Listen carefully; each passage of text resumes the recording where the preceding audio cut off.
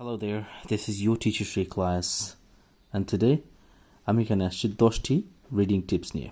So first of all আপনাদেরকে বলতে চাই যে আপনি এই টিপসগুলো মিনিমাম 15 to 20 ডেজ মানে 15 থেকে 20 দিন ফলো করতে হবে, আদারওয়াইজ আপনি কোনো ফলাফল পাবেন না। সো 15 থেকে 20 দিন এই 10টি টিপস আপনি ফলো করবেন, তাহলে অবশ্যই আপনি একটা ভালো উন্নতি করতে পারবেন ইনশাল্লাহ। প্রথমটি হচ্ছে যে রিড ইংলিশ এভরিডে, আগ্রহ নিয়ে ইংলিশ বুঝে বুঝে পড়তে হবে। যেহেতু আইএলটিএস রিডিংয়ের 3টি প্যাসেজেস রয়েছে ইংলিশে, তাহলে তো অবশ্যই আপনাকে রিড করতে হবে, মিনিমাম রিড করতে হবে। তো রিড করার আগ্রহ থাকতে হবে আপনার মনের মধ্যে। রিড করার যদি আগ্রহ থাকে আর যে কোনো জিনিস আপনার সামনে আসে ওইটা আপনি রিড করেন, তাহলে আপনার রিডিংয়ের উন্নতি হবে, আপনি বুঝতেই পারবেন না কীভাবে উন্নতি হবে। সেকেন্ড হচ্ছে সিনোনিম আর অ্যান্টোনিম প্রচুর শিখতে হবে, যত বেশি পারেন সিনোনিম অ্যান্টোনিম শিখতে হবে। সিনোনিম অ্যান্টোনিম শিখলে এর শুধু রিডিংয়ের জন্য না, বাকি সব মডিউলে কাজে লাগবে। সিনোনিম অ্যান্টোনিম না শিখলে কিন্তু আপনি কিওয়ার্ডস ধরতে পারবেন না, এবং প্যাসেজে কোন অংশে অ্যান্সারটি আছে তা কিন্তু আপনি সিলেক্ট করতে পারবেন না। সো এই জায়গায় এটা বিগ উইকনেস থেকে যাবে আপনার। সিনোনিম অ্যান্টোনিম না শিখলে আপনার অনেক বিশাল একটা দুর্বলতায় কাজ করবে আপনার।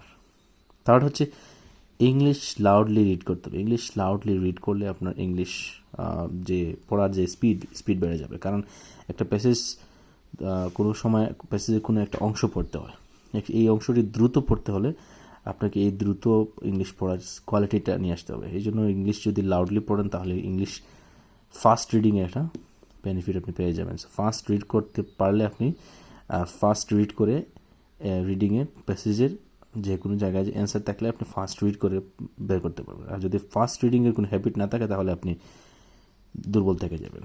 ইংলিশ রিড করার ধৈর্য বাড়াতে হবে। ইংলিশ রিড করতে ভালো লাগে, তাহলে আপনি ইংলিশ যে আইএলটিএস রিডিংয়ে ভালো করবেন। সো ইংলিশ রিড করার ধৈর্য বাড়ানোর জন্য কী করবেন? বেশি বেশি করে প্যাসেজ রিড করবেন, বুঝে বুঝে রিড করবেন। নাম্বার 5, কোয়েশ্চেন আন্ডারস্ট্যান্ডিংয়ের সময় দিতে হবে। কোয়েশ্চেন বুঝতে হবে। আপনি কোয়েশ্চেন না বুঝলে প্যাসেজ থেকে কী বের করবেন? এই জন্য কোয়েশ্চেন বুঝতে হবে।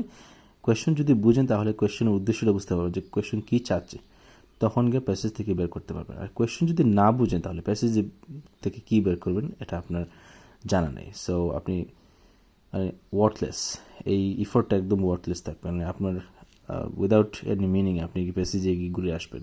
সেই জন্য কোয়েশ্চেন বোঝার জন্য সময় দিতে হবে। নাম্বার 6, কোয়েশ্চেন পড়ার সময় কিওয়ার্ডস দেখাতে হবে।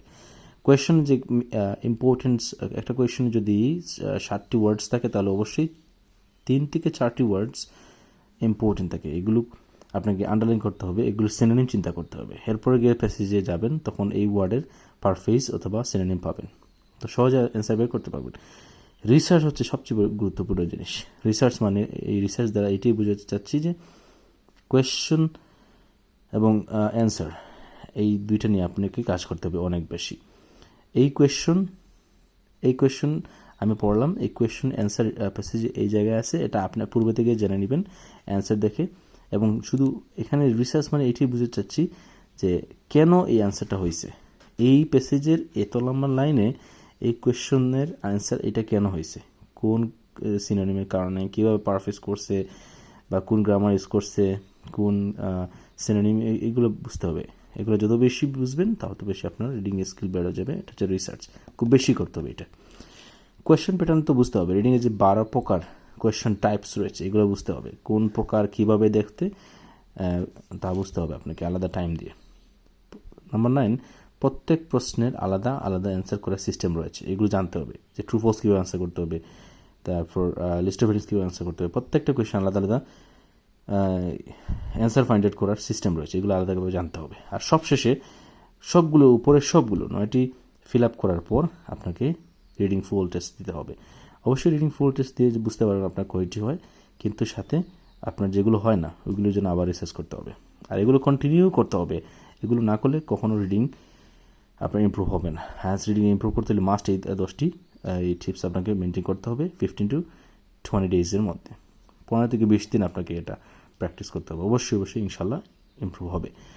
আর শেষে হচ্ছে আপনার হ্যাং ইন দেয়ার, লেগে থাকবেন, প্র্যাকটিস করতে থাকবেন, ধৈর্য ধরে প্র্যাকটিস করতে থাকবেন, উন্নতি অবশ্যই হবে। Thanks, see in the next video.